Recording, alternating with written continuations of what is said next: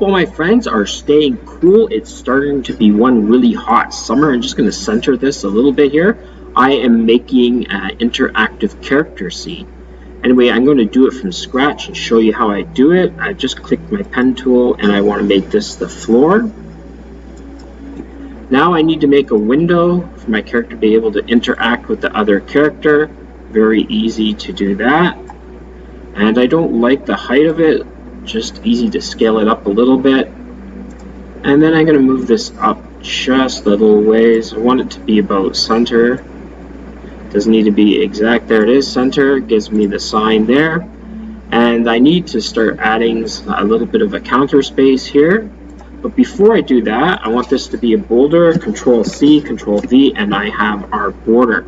Now there's something very important I need to do. I need to make sure that the fill is transparent, so that we can see the character behind the counter. So there we go. Here we have this. This is perfect. And make sure our border is similar all the way around. Maybe just reduce this a little bit more, and that looks perfect. Select all of them and make sure our fill is transparent and there is nothing there. Otherwise, when I go to color it, it will be easy to do this. Now that I've done this here, Control 2 on my keyboard, I'm going to lock it down and continue working on this. Now I think I'm going to start adding my little counter in the back of the office here. Click on this little corner, go just a little bit, go up to the top, and that was nice and easy to do. I need to reverse this. Press O on my keyboard, hold down Alt and flip it over like this, and just copy. Now I can just use my arrow key and just hold it down and it just moves over like that, nice and easy. You can put different divisions in here. There's all kinds of ways you can do this. It's really up to you on what you're making. I'm going to try and make this as fast as possible. Been doing a lot of work with Cartoon Animator. I will be starting my store soon. A lot of sorting to do and a lot of organizing. I have just done way too much creation, and now I need to start putting my stuff in the store. Now I need to check this. I want to make sure everything's perfect. Otherwise, when you go to color it, it will be a bit of a problem. Making sure all the lines are connected and that there are no gaps or spaces. This looks fine, and the bottom here should be fine too. Now it looks like it went over a little bit too far. This is one of the reasons why you check. Just use my arrow key and move it over and have a look again just to make sure. Control minus on my keyboard, press H to move around without moving anything. This looks perfect so far. Again, I'm going to lock it down. Actually, I can do one more line with the pen tool here, and there we have our nice little counter space here. Looks good, awesome, I'm happy with it. Control 2 to lock it down, and everything looks perfect. There you can see a nice big window with a nice little ledge there. You can put some plants on it. There are lots of different options you can do with it. Illustrator is very flexible. Now I need to make a little bit ledge for the character to work with. I'm just going to go here just a little bit here. I don't want a big one here. And I want to make sure this is center. I'm just going to take this and move it around with the mouse a little bit and see if I can't get it centered properly. I can't do that because it's locked. I'm going to unlock it now. Flip the object and unlock all. Now since this is all one piece, I need to group it. Control G. And I'm going to make it a little bit smaller. And here's our window here. Now I'm going to try and center this a little bit here. It should tell me when I'm center. Okay, grab this part here, and that tells me I'm centered. Now that I've done that, Control plus on my keyboard, I think it's a little bit too big. I want to be able to scale it a little bit, go a little closer, Control plus, and here we go. So we can scale this down just a little bit here, and repeat the same thing on the other side if I want to, and there we go. Now if I want to round these edges, I could do it just by clicking on it, but I just want this to be centered right now. Click on it and wait, and there's the guide there that shows me it's center. Now I'm going to start connecting the lines to it. Control 2, lock it down, make sure it doesn't take away any of the anchor points when I'm clicking on it with the pen tool. And here's one anchor. to this anchor. And then I'm going to repeat the same thing on the other side. Now let's have a look at this at the end, see what it looks like. And it looks like it's on a bit of an angle. I don't like that like that. Anyway, I'm just going to connect these two since they're separate lines. Control J twice and 3 times to make sure, and we are finished. Now I don't like that the way it is, and the way I can change that is I can just unlock everything. So I go up to object again and unlock, and then I'm going to bring this up a little bit. Looks like it was a little bit too far down, and let's just bring it up, see what it does. And there you can see the effect there. It looks perfect. Now if I want to scale this in a little bit, let's just connect to these two things. Control G to group them, Control plus on our keyboard, and we're going to quickly move this over. It looks like it's too big, it doesn't look good, so I'm just going to move it in just a little bit and repeat the same step on the other side. Now it's ready for painting. I can have a person in the background there. Now if I want a little bit of border on the floor, I can just go down here, click the pen tool again, and quickly just go across here and put a border on the floor, like a wooden border or something like that. Lots of ways to do things here. It's totally up to me. Control G, this is all one piece. I can take away different pieces and make different styles. There's lots of ways to do that here. Anyway, this looks good so far. I'm thinking about if I want to do anything else, but this is just plain and simple. Now let's get to work and start coloring this. Let's get it into Photoshop after I export it. Let's continue on with adding color to our project. This is a purple wall. I don't like that. So let's just change it to a different color wall. I'm thinking maybe turquoise, bluish, grayish color like this. Let's just give it a try. Press B on my keyboard. And I want to make sure everything is 100%. We aren't doing any type of brush work right now. We are just filling in the colors. So once I've done that, this looks good enough. Looks like something you'd see in like a bank or a corporate building. We'll just scroll along here with our brush, and we're finished already. Now, next thing I want to do is on the bottom here, I want to add a little bit of airbrushing. The way you make an airbrush is you bring things down to lower than 50%. So I have 38, and maybe I'll bring it down about the same, maybe 35, and you make it a little bit darker. And then you can go along the bottom here and add a little bit of airbrushing, and that adds color.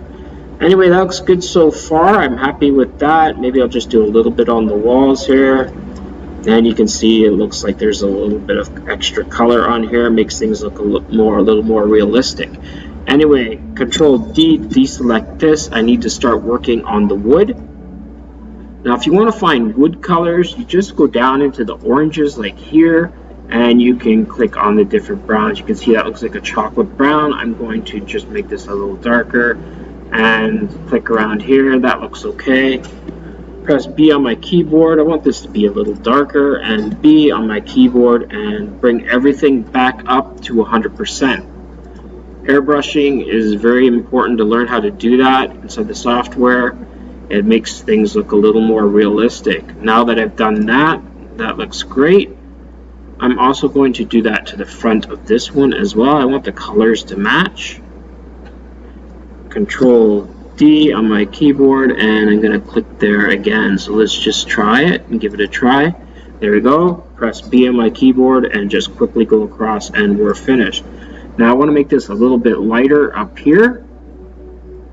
Let's do the same steps. Grab our magic wand tool, and we will start going around here. Okay, hold down Shift if I want to select more than one. Hold down the B or press B, and then I just go along here, and this looks awesome. Isn't that good? Looks good. Now I want the inside to be a little bit darker. Just going to quickly do that, and we're almost finished. Press B, and the inside is a little darker because it's inside the building. There's no sunlight out there, or there's a little less light. Anyway, looks good so far. Control D to deselect. We're going to make our border down here. I want this to be really dark. I want it to be able to stand out. There we go. Control B. Let's have a look. And that also looks awesome. I like it. And then we're going to go down here, and our floor is going to be a gray cement color. I want to make sure it's fairly light. Don't want it really dark. Press B, go along here, and we have our floor almost finished. Doesn't that look good? Now I'm going to give this away for free. When I'm doing the trial inside Cartoon Animator, I'm going to tell you how to get this for free, and you'll be able to try it with a character. You'll be able to add backgrounds in the back there. Not too many developers are making this kind of content that you can interact with it, either character or you can put your own background. It's getting a little difficult. If they do, they charge you a lot more money. Anyway, let's get moving along here. I need to airbrush this. This is a very important step. Press B. Now I'm going to move it back to my airbrush and quickly bring it down to about maybe 30-40%. Doesn't matter. Doesn't need to be that accurate. There you go. Nice and easy to do things here. I'm going to go along the back wall first and just do another one back here and then another one here. Now I might want the back one to be a little bit more darker. Bring down my brush size. It doesn't cover so much of an area, and there we go. That looks great. Just look at that.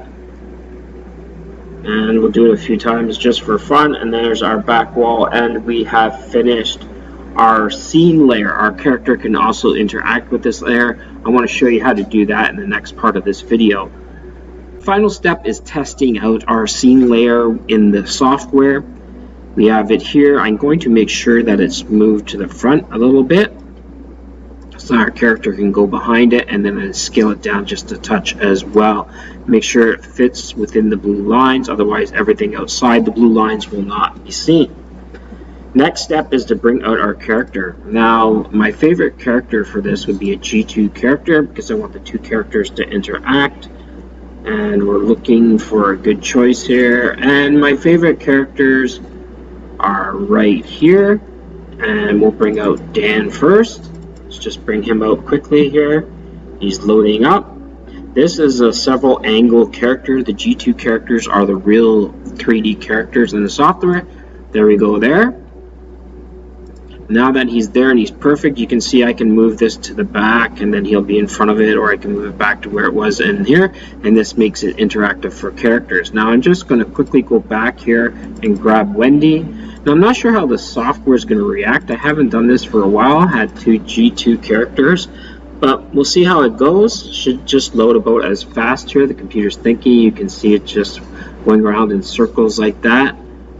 Anyway, almost there. It's loading as fast as it can. Now there you go. There she is. Now let's just bring her to the front here. She's supposed to be in front of the counter, and she looks like she's sleeping. Maybe she's bored or had a long day. But anyway, we're going to change that, and we're going to work with her facial sprites and change them so that her eyes are open. Actually, I don't think it will really matter because she will be facing him. She's a G2 character. Anyway, let's just have a look and see how well it goes. So it's just loading here. It takes a minute. Software. Oh, there we go. And we have to go to her eyes. And we're going to click on the one eye here and just have it open like this. And do the same on the other side. I think the software just needs to warm up a little bit. There we go. And then we'll just close this. Now, because she needs to face him, and this is a G2 character, we're just going to click this here. 3D motion key editor, and we're quickly just going to rotate her around, and there she is. She's facing him. So now it's an interactive scene. Now if I had troubles clicking onto him, what I would do is I would just go down into the timeline here and I would look for him. So he would be probably this one here, and then I could just add his animation. Looks good. I'm really happy with this little scene layer. It's happy. Anyway, let's continue on here. I'm going to show you how you can get this for free. You must watch videos and give them likes. I like to be able to see that. Helps my community grow and other people watch it. But if you want to be able to get this scene layer for free, I'll just show you the email that you should send to, and just send your email to here. Now I'll just bring this to the front. And here's how you can contact me. So if you want to be able to get this scene layer for free, remember to email me. I get a lot of email. I'll try and get it back to you as fast as I can. Anyway, thanks for watching this video. Remember to subscribe and like videos, and hopefully I'll have more stuff for you later. Thanks for watching. Bye-bye.